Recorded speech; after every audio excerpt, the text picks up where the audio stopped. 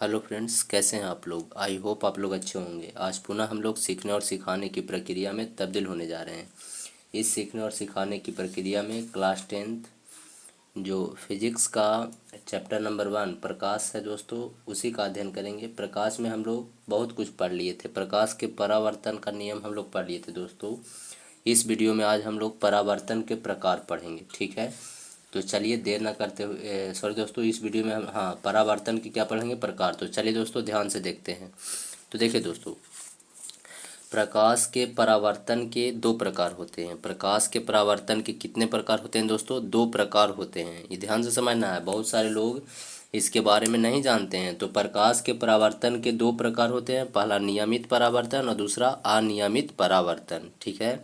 तो चलिए, आप लोग समझ गए होंगे कि प्रकाश के परावर्तन के दो नियम हैं, दो दो प्रकार हैं। एक नियमित परावर्तन और दूसरा अनियमित परावर्तन।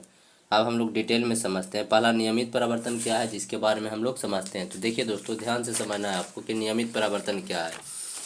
तो देखिए, देखेंगे ध्यान से, लिखा गया है नियमित परावर्तन कि वैसा परावर्तन जिसमें यदि सभी आपतित किरण समानांतर हो, जो आपतित किरण जो है दोस्तों वो समानांतर हो, तो सभी परावर्तित किरण भी क्या होगी, समानांतर होगी। समझ में आ रहा है? मतलब परावर्तन, अगर आपतित किरण समानांतर है तो सभी परावर्तित किरण अगर समानांतर होगी, तब वैसे परावर्तन को हम लोग नियमित परावर्तन कहते हैं। ठीक है दोस्तों, तो उम्मीद करते हैं आप लोग को समझ में आया होगा। यानी वैसा परावर्तन, देखिए परावर्तन तो होना चाहिए जेकरा में अगर सभी आपतित किरण, जितना भी आपतित किरण है दोस्तों, वो सारा का सारा आपतित किरण अगर समानांतर है, तो सभी परावर्तित किरण भी क्या होगी, समानांतर होगी। तब वैसे परावर्तन को नियमित परावर्तन कहते हैं। क्या कहते हैं दोस्तों? नियमित परावर्तन। चलिए आगे समझते हैं, ध्यान समझिएगा। कहा जा रहा है नियमित परावर्तन तभी संभव है जब परावर्तक सतह समतल होगा। ठीक है दोस्तों, आप लोग जानते हैं कि परावर्तन की क्रिया के लिए एक सतह होनी चाहिए। क्या होनी चाहिए दोस्तों? एक सतह, ठीक है। जैसे मान लीजिए मेरा हाथ है, तो मेरा हाथ जो है दोस्तों वो आपको दिख रहा है। ये दिख रहा है, इसका कारण क्या है? इसका कारण यह है कि मेरी हाथ की जो सतहें हैं वही प्रकाश को परावर्तन कर रही हैं, प्रकाश को लौटा रही हैं। ठीक है दोस्तों, कोई भी वस्तु, जैसे ये पेपर आपको दिख रहा है, तो सबसे पहले ऊपर से प्रकाश ऐसे आया है और यह जो पेपर है वो प्रकाश को परावर्तित कर रहा है, तभी हम उस वस्तु को देख पाते हैं। ठीक है दोस्तों, हम लोग इसके बारे में डिटेल में पढ़े हैं। अगर आप इसको पूरा देखना चाहते हैं तो प्लेलिस्ट में जा करके देख सकते हैं। तो देखिए दोस्तों, नियमित परावर्तन तभी संभव है, मतलब परावर्तन तो होगा सब सतह से, कैसनो सतह रहे, लेकिन अब कह रहा है कि नियमित परावर्तन तभी होगा, तभी संभव है जब परावर्तक सतह समतल होगा। परावर्तक सतह कैसा होगा दोस्तों? समतल। ठीक है, तो चलिए आगे समझते हैं। ये समझ गए होंगे, समतल का मतलब ये है, जैसे यहाँ पर जो भी हो रहा है दोस्तों, इस सतह से जो भी हो रहा है परावर्तन, वो नियमित परावर्तन हो रहा है। कैसा? नियमित परावर्तन। चलिए आगे समझते हैं दोस्तों। नियमित परावर्तन में प्रकीर्णन कम होता है। नियमित परावर्तन में प्रकीर्णन क्या होता है दोस्तों? कम। प्रकीर्णन का मतलब होता है छितराव, किरणों का छितराव। ठीक है, तो बहुत कम छितराव होता है, बहुत कम फैलाव होता है। समझ रहे हैं दोस्तों, नियमित परावर्तन में किरणों का बहुत कम फैलाव होता है। अब आप सोचिए, कोई व्यक्ति इधर उधर फैल करके नहीं, मतलब भटकते हुए नहीं जा रहा है, एकदम डायरेक्ट सीधा जा रहा है, तो वो अधिक दूरी तक जाएगा। ठीक है दोस्तों, और वही व्यक्ति उतना ही ऊर्जा से अगर भटकते हुए जा रहा है, इधर उधर होते हुए जा रहा है, तो क्या वो उतना ही दूरी तय करेगा? तो आप कहिएगा नहीं, वो कम दूरी तय करेगा।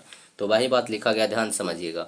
नियमित परावर्तन में प्रकीर्णन कम होता है, मतलब छितराव कम होता है। ठीक है, जिसके कारण ही प्रकाश लंबी दूरी तय करता है। जिसके कारण ही प्रकाश कौन सा दूरी? लंबी दूरी, लंबा दूरी तय करता है। कौन दोस्तों? प्रकाश। चलिए आगे समझते हैं। तो देखिए दोस्तों, यहाँ पर ध्यान से देखिएगा, यह एक सतह है ना दोस्तों, यह एक सतह है। इसमें देखिए ये पूरा का पूरा जो है, यह जो सतह है, इस पूरा का पूरा जो है, जो हम रंग दिए दोस्तों, मतलब रजतित सतह है। ठीक है दोस्तों, रंगा हुआ सतह।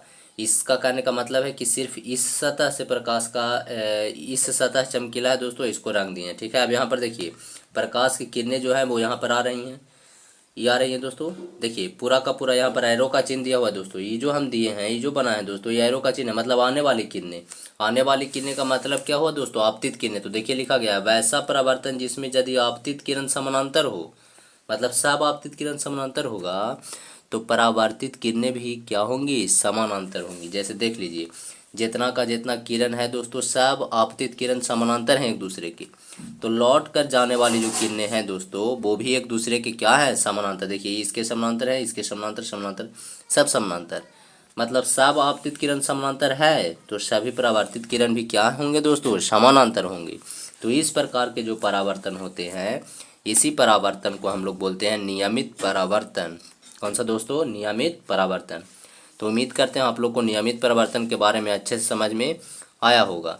ठीक है दोस्तों, अब चलिए हम लोग समझते हैं अनियमित परावर्तन। कौन सा दोस्तों, अनियमित परावर्तन। तो ध्यान से देखेंगे दोस्तों, अनियमित परावर्तन क्या होता है। जो देखिए दोस्तों, ध्यान से देखिएगा, अनियमित परावर्तन क्या है। तो देखिए लिखा गया है, वैसा परावर्तन जिसमें यदि सभी आपतित किरण समानांतर हो, ठीक है, जितना भी आपतित किरण है दोस्तों सभी समानांतर हो परंतु सभी, ठीक है दोस्तों, परंतु सभी परावर्तित किरण समानांतर नहीं होती। यहाँ पर आप परंतु जोड़ दिएगा दोस्तों तो थोड़ा सा अच्छा लगेगा।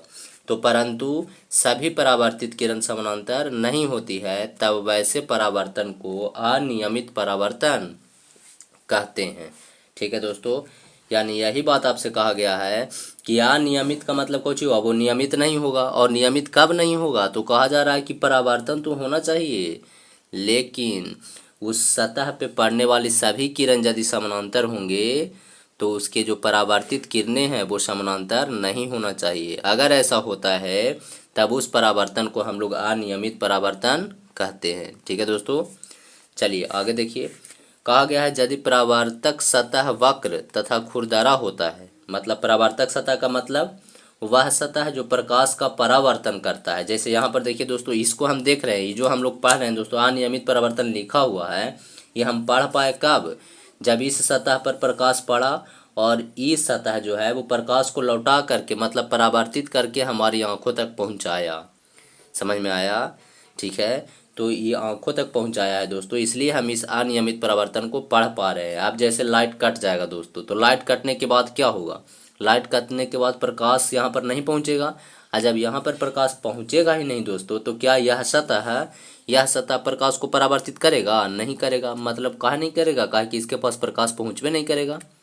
ठीक है, तो कहा जा रहा है कि यदि परावर्तक सतह, मतलब ये वाला जो सतह है इसी को हम परावर्तक सतह बोलेंगे। काहे कि कौन सा सतह क्या कर रहा है दोस्तों, प्रकाश को परावर्तित। तो जो सतहें प्रकाश को परावर्तित करती हैं उस सतह को परावर्तक सतह कहते हैं।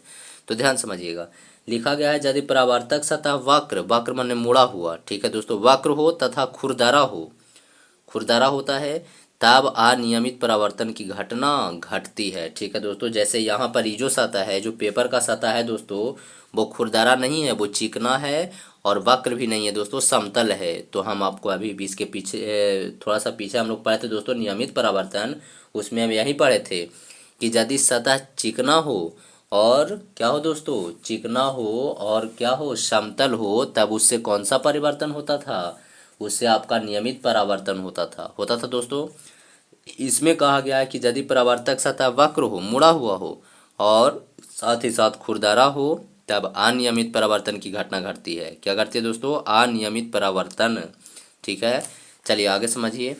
अनियमित परावर्तन में प्रकीर्णन अधिक होता है। देखिए दोस्तों, लिखा गया है कि अनियमित परावर्तन जो होता है उसमें प्रकीर्णन अधिक होता है, मतलब ज़्यादा फैलेगा प्रकाश, ज़्यादा छितराएगा प्रकाश, है ना दोस्तों, जिस कारण से प्रकाश लंबी दूरी तय नहीं कर पाती है। हम आपको बताए थे कि कोई व्यक्ति सीधा जा रहा है, ठीक है, जितना ऊर्जा है वो ऊर्जा में सीधा जा रहा है तो वो ज़्यादा दूर तक जा पाएगा दोस्तों, और ज़्यादा दूर जा कर के थकेगा। लेकिन सोचिए दोस्तों, अगर कोई व्यक्ति उसी ऊर्जा के साथ, ठीक है, भटकते हुए जा रहा है, ठीक है, उसमें, ठीक है दोस्तों, तो बताइए वो ज़्यादा दूर तय कर पाएगा, नहीं कर पाएगा। ठीक है, तो आप समझ रहे होंगे, यानी अनियमित परावर्तन में प्रकीर्णन अधिक होता है, ज़्यादा छितराव होता है, ठीक है, ज़्यादा फैलाव होता है, जिस कारण से प्रकाश लंबी दूरी तय नहीं कर पाती है। ठीक है दोस्तों, तो चलिए आगे समझते हैं। देखिए, अनियमित परावर्तन का एक और नाम है और बहुत ही प्रचलित नाम है दोस्तों, इसको अनियमित परिवर्तन को विसरित परिवर्तन भी बोलते हैं। कौन सा परिवर्तन, विसरित परिवर्तन। विसरित का मतलब होता है फैलाव, फैलाना। ठीक है दोस्तों, तो अनियमित परिवर्तन को हम लोग विसरित परिवर्तन भी कहते हैं। ठीक है, तो चलिए डायग्राम देख लीजिए दोस्तों। ये देखिए दोस्तों, हम ही जो वक्र बनाए हैं वो वक्र बनाए, सॉरी दोस्तों, ये जो यहाँ पे सतह इसका जो है दोस्तों वो वक्र है। इसको आप रंग सकते हैं दोस्तों, इस वाले सतह को रंग सकते हैं इस तरह से, ठीक है। इसी तरह से रंगा जाता है दोस्तों, ये रंगने का जो है वो प्रतीक है। तो देखिए दोस्तों, ये जो सतह जो हम बनाए हैं वो देखिए टेढ़ा मेढ़ा है दोस्तों, मतलब कि वक्र है ना दोस्तों। अब जब ये सतह वक्र है तो क्या किया जा रहा है, यहाँ से प्रकाश जा रही हैं, ई वाला है, ई वाला है, ई वाला है, ई वाला। देखिए दोस्तों, जितना भी आपतित किरणें हैं सब समानांतर है एक दूसरे के, ठीक है दोस्तों। लेकिन लेकिन देखिए दोस्तों, जो भी ए देखिए दोस्तों, ई वाला इसके समानांतर, इसके समानांतर, सब समानांतर एक दूसरे के हैं। परंतु जो किरणें परावर्तित हो रही हैं, देखिए दोस्तों, जो किरणें सतह से टकरा करके लौट रही हैं, क्या वो एक दूसरे के समानांतर हैं? नहीं है। देखिए, ई वाला रेखा और ये वाला रेखा आगे जा करके एक दूसरे को काट देगा, ठीक है दोस्तों। तो समानांतर रेखाएं का मतलब होता है कि कितनों दूर बढ़ा दीजिए, दोनों को एक दूसरे को काटना नहीं चाहिए। लेकिन यहाँ पर देखिए दोस्तों, दूसरे को काट दे रहा है, काटा ना दोस्तों। यानी आप समझ चुके होंगे कि दो समानांतर रेखाएं एक दूसरे को कभी भी प्रतिच्छेद नहीं करती है। परंतु यहाँ पर देखिए दोस्तों, दोनों रेखाएं एक दूसरे को क्या कर दे रही हैं? प्रतिच्छेद कर दे रही हैं। तो क्या परावर्तित किरणें एक दूसरे के समानांतर हैं? तो आप कहिएगा नहीं है। यानी यही इसमें तो सीख है कि सभी आपतित किरण यदि समानांतर होगा तो सभी परावर्तित किरण समानांतर नहीं होते हैं, ठीक है दोस्तों। तो उम्मीद करते हैं आप लोग को आया होगा समझ में, ठीक है। तो आज के लिए इतना ही दोस्तों, फिर मिलेंगे हम लोग नए वीडियो के साथ। तब तक के लिए धन्यवाद दोस्तों।